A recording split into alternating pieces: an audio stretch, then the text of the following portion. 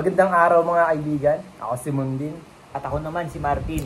At welcome sa ating kwentong tambayan kung saan pag-uusapan natin ng mga makabuluhan at interesting na paksa, siguradong may matututunan ka. Tama! Kaya samahan ninyo kami sa isa na namang makabuluhan at masayang kwentuhan. Let's go!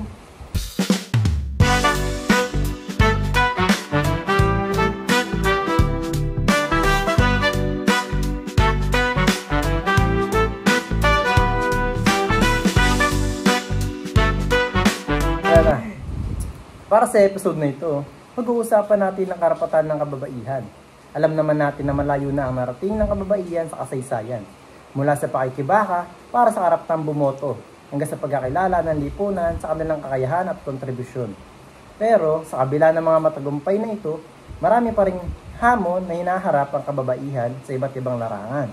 Gaya na lamang sa trabaho, edukasyon, at maging sa kanilang kalayaan at dignidad.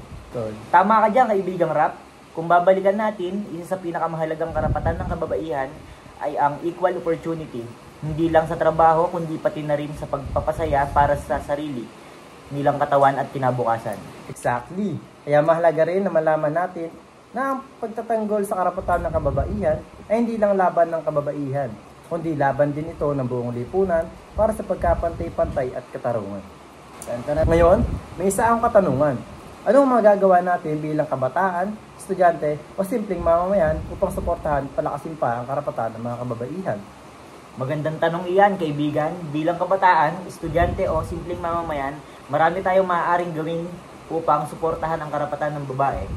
Una, magsimula tayo sa respeto sa salita, sa kilos, at sa paraan at pakikitungo natin sa kanila. Maliit man ito, malaking epekto ang naibibigay kapag lagi nating pinahalagahan ang dignidad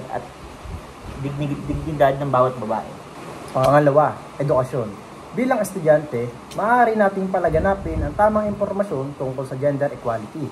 Maaari tayong sumali sa mga organisasyon o proyekto na nagsusulong ng pagkapantay-pantay gamitin ang social media bilang plataforma para ikalat ang kamalayan tungkol sa karapatan ng kababaihan.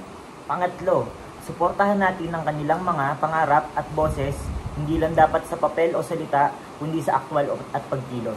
At higit sa lahat, tandaan natin na ang laban para sa karapatan ng kababaihan ay laban din ng lahat.